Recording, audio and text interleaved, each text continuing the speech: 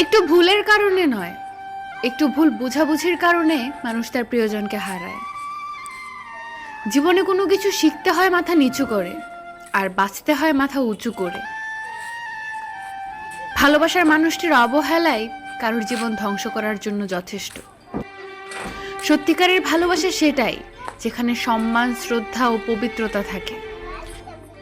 নিজের বাড়ি ভালো হোক কিংবা খারাপ হোক, নিজের বাড়ির মতো শান্তি কোনো রাজপ্রাসাদেও পাওয়া যায় না। তুমি নেই বলে শহরের এত মানুষের ভিড়ে নিজেকে খুব একা মনে হয়। হারানোর ভয় তো সেই বেশি পায় যে সত্যিকারের ভালোবাসে।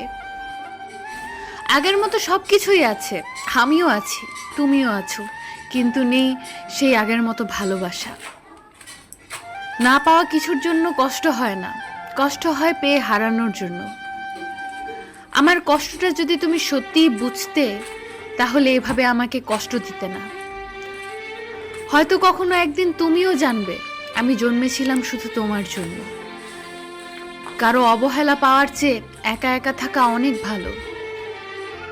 একা থাকা অনেক ভালো, কারণ একাকিত্ব কখনো বিশ্বাসঘাতকতা করে না।